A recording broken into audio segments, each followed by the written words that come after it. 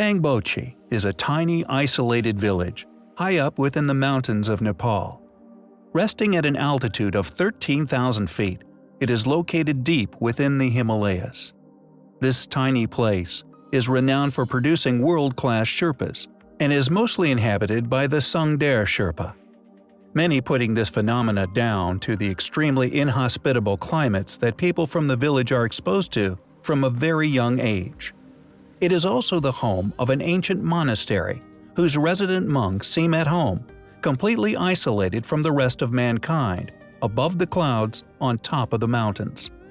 Countless lost and extremely lucky souls have been lured to this place during the vicious blizzards which consumed the mountains, saved only by the sound of the monks' ceremonial horns. If the Yeti does indeed exist, then these surrounding mountain ranges, all but forgotten by the outside world, would undoubtedly be a suitable home for extremely elusive beasts. And if a population of human beings were ever to encounter such an animal, it would have to be the monks of such monasteries dotted within these inhospitable and completely isolated mountain ranges. Once one discovers that the majority of such populations not only believe in such creatures, but often claim to have witnessed them, the events that follow become all the more of an intriguing reality. Not only do some of these groups of devout and very long-running lines of monks claim to have seen them, but many stories are attached to such events. Some, the Pangboche Monastery in particular, actually claim to be in possession of the physical remains of this creature. Peter Byrne, funded by an extremely wealthy oil tycoon by the name of Tom Slick, would find these remains high within the mountains that the monks had kept with them for many years as a ritual artifact, a part of their ceremonies day by day. Known as the Pangboche Hand, Byrne had no idea what to expect. Imagine his surprise when the monks produced what appeared to be an authentic Yeti's hand and a complete scalp. According to the monks, many years prior, one of their brothers had walked into a cave to meditate. There, he saw a Yeti. He returned many years later to find that the Yeti was dead. He collected a hand and the scalp and took it back to the monastery where it remained. Astounded by the artifacts, Byrne requested they let him take them away for further study. Unfortunately, the monks refused, claiming the remains were too highly valued by the monastery. Unperturbed and determined to come away from there with some sort of hard evidence, in a shocking move, Peter Byrne stole sections of the hand bone from the monks, replacing them with human bone.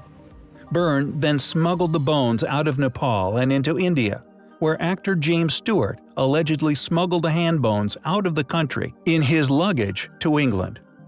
Once at the London University, primatologist William Charles Osman Hill conducted a physical examination of the pieces that Byrne supplied.